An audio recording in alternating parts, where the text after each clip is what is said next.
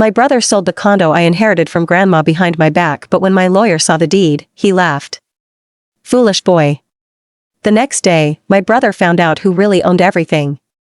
Foolish boy.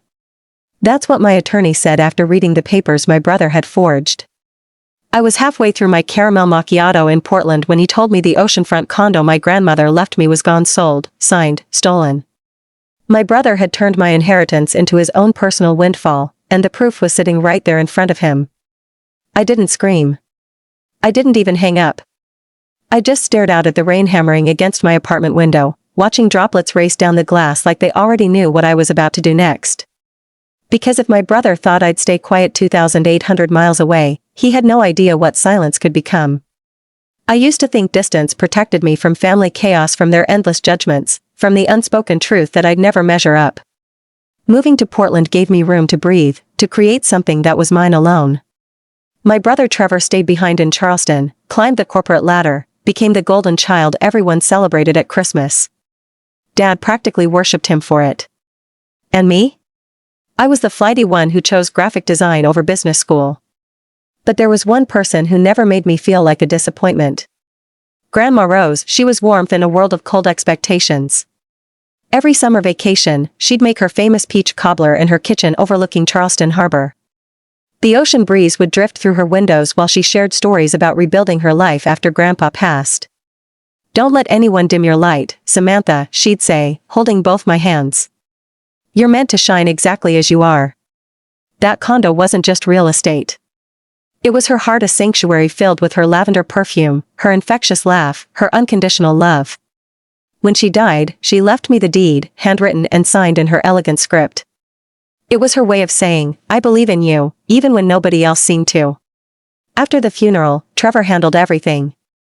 The memorial service, the legal documents, the estate meetings. He looked so polished in his navy suit, shaking hands with distant relatives like a congressman instead of a grieving grandson. I thought he was being responsible. Turns out he was orchestrating something far more sinister. Dad used to lecture me over Zoom. "You should be more like your brother. He has his priorities straight."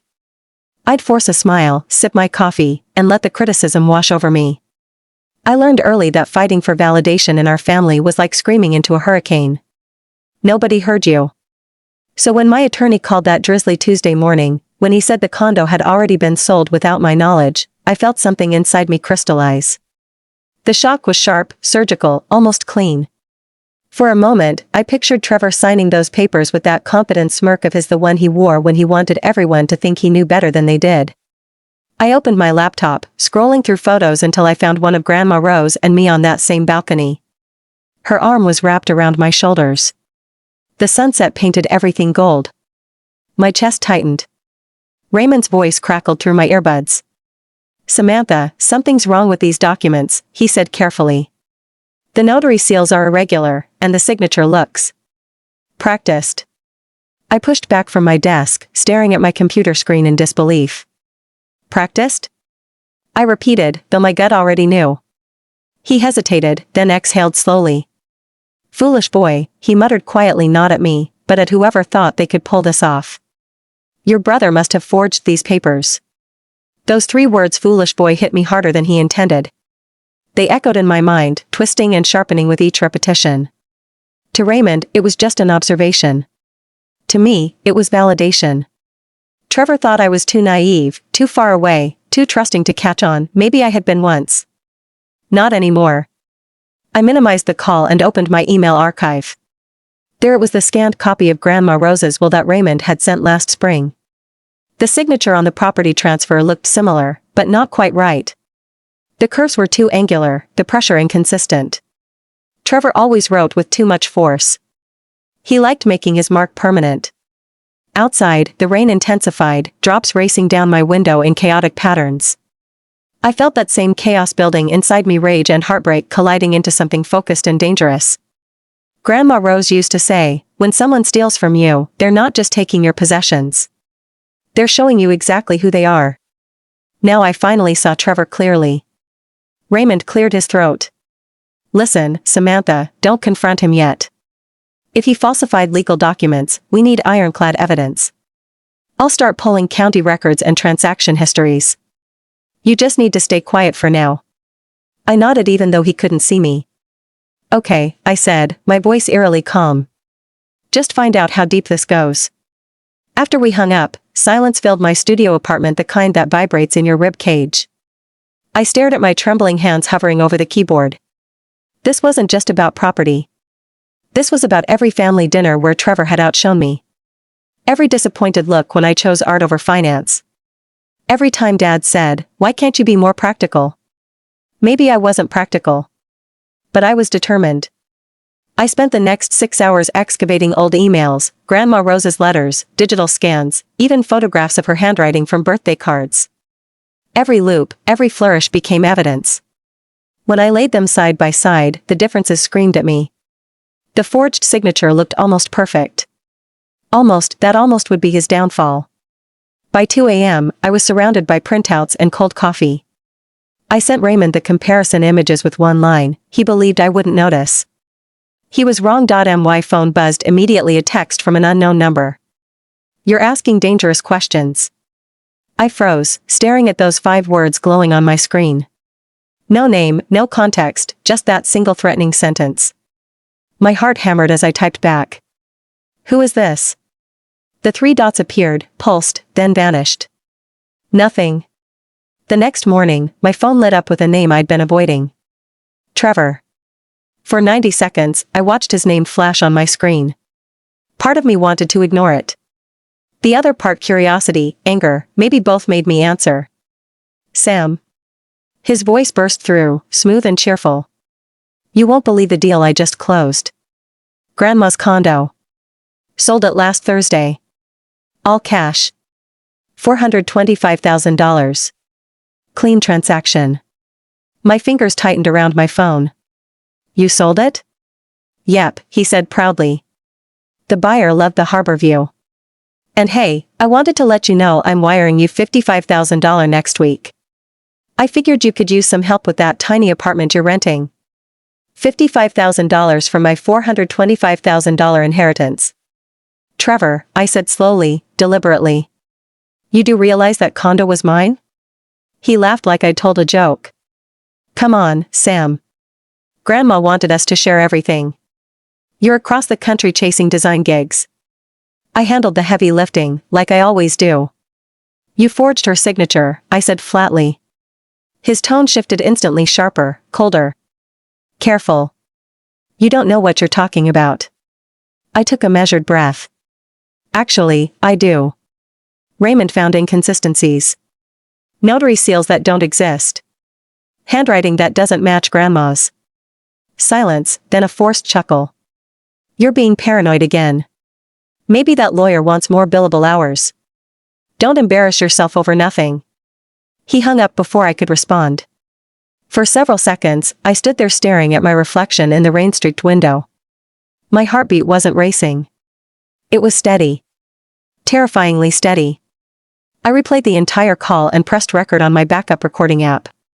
Proof his arrogance had handed me exactly what I needed. When Dad called that evening, I almost let it go to voicemail.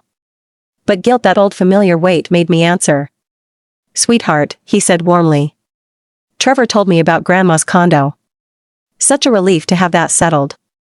"Settled?" I repeated, my voice hollow. "He's been working nonstop," Dad continued. "You should be grateful. He protected the family asset." "Protected?" I swallowed the acid in my throat. "Did he mention who actually inherited it?" A pause. "He said Grandma split it between you both." I closed my eyes. "That's not true, Dad. She left it solely to me." "Oh, Samantha." He sighed, tired, disappointed. "Why create problems? Trevor handled everything properly. Just let it go." The call ended before I could defend myself. For a long time, I sat in the quiet, listening to the hum of my refrigerator and the distant sound of Portland traffic. They thought I was emotional, impractical, the foolish girl who chose creativity over stability. But stability was about to crumble around them. I opened a new folder on my laptop and labeled it Truth. Inside, I began organizing files, recordings, letters, handwriting comparisons. This time, I wasn't just collecting evidence. I was building a weapon. Raymond called 3 days later, his tone crisp and controlled. Samantha, we filed the fraud report. The court issued an immediate freeze on the sale proceeds. Trevor's about to get served. I pressed the phone against my ear. Then we wait. But we didn't wait long. By noon, my phone exploded. Call after call after call. Trevor, I let them all ring through, watching the notifications stack like dominoes waiting to fall. 10 missed calls, then 18, then 27. Finally, I answered. What the hell did you do? He screamed, his voice raw with panic. I don't know, I said evenly. Why don't you explain? Don't play dumb, Sam. The bank froze my accounts this morning. Do you understand what you've done? I didn't do anything, I replied. The truth did. Silence, then bitter laughter. You've lost your mind. You think you can destroy me? You're delusional. You stole what Grandma left me, I said coldly. You forged her name and pocketed the money. Don't act shocked when consequences arrive. His voice cracked.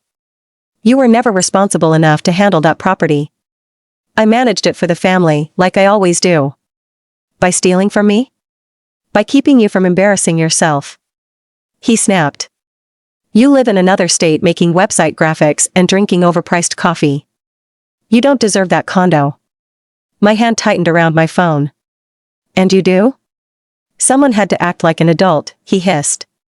You never grew up. Something inside me broke quietly, completely. You know what, Trevor? Maybe I didn't. But Grandma trusted me. And you didn't just steal money. You stole her memory. He hung up, the silence after felt heavier than his voice. Minutes later, Dad called. Samantha, what's happening? Trevor's devastated. He says you filed fraud charges. Is that true? It's true, I said softly. Because he forged Grandma's documents. Don't be ridiculous, Dad snapped. Your brother would never. He's been handling everything responsibly. You know how emotional you get. Dad, this isn't emotion. It's evidence. Raymond verified everything. Trevor even admitted it on a recorded call. You recorded your brother? Yes, I said, the word cutting through the air. Because nobody ever believes me unless I prove it. A pause, then that familiar sigh, the one that had followed me since childhood. You used to be kind, he said finally. I don't know what happened to you. The call ended, leaving me alone with the rain and my reflection, cold, unfamiliar, unwavering. 2 nights later, my phone lit up again. Unknown number. I almost ignored it until I saw the name. Colin Mitchell, Trevor's best friend since college. I answered cautiously. Colin?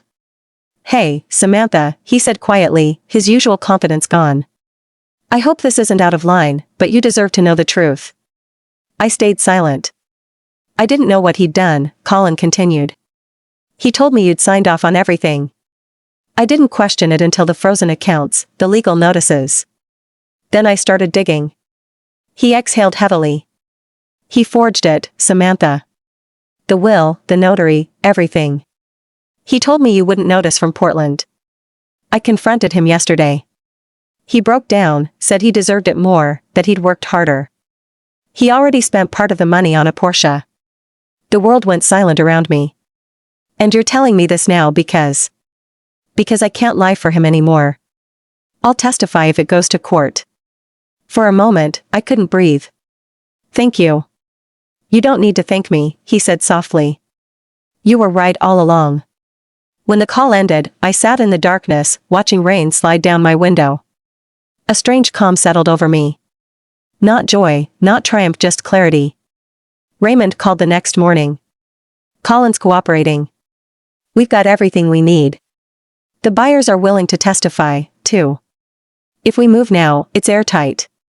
Do it, I said. Hours later, Trevor's attorney reached out. They wanted to settle. He's offering $200,000, Raymond explained. If you drop the case. I laughed, bitter and sharp. Half of what he stole? No. He's desperate, Raymond said. But if we go to trial, they'll claim Grandma wasn't mentally competent when she wrote the will. I don't care, I said. I'm done keeping peace at my own expense. That night, I couldn't sleep. I opened the last email Grandma Rose ever sent me. Her words glowed against the darkness. If I ever leave you something, know it's not charity. It's a promise. A promise that you'll keep living boldly. That's when I knew exactly what to do. The next morning, I told Raymond, I'll settle, but on my terms. Which are? He asked. 4 things, I said. First, he writes a notarized confession admitting everything. Second, he repays every cent to the buyers from his personal funds. Third, he sends a letter to Dad explaining what he did. Fourth, he legally agrees never to contest another inheritance again. Raymond smiled slowly. Poetic and brutal. I'll draft it. By evening, he called back. He agreed. He's signing now. His lawyer said he just wants it over. When the PDF arrived, I opened it with shaking hands. The first line read, I, Trevor Harrison, acknowledge that I falsified legal documents related to the estate of Rose Harrison. His handwriting looked small, defeated. I read it twice, then forwarded it to Raymond. Justice served. But victory didn't taste sweet. It tasted heavy, like rain-soaked air before a storm finally breaks. Because justice doesn't erase betrayal. It only proves you were right. 2 weeks later, Raymond called again. It's official. The property's back in your name. Funds released. Buyers reimbursed. I walked to my window, watching Portland's morning sun break through the clouds.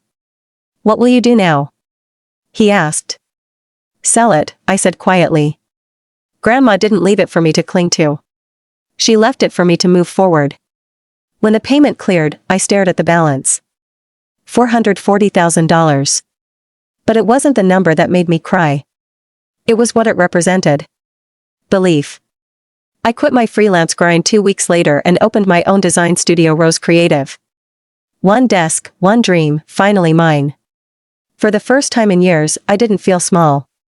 A month later, a package arrived from Charleston. Dad's handwriting on the label. Inside was Grandma Rose's pearl necklace and a folded note, she would want you to have this.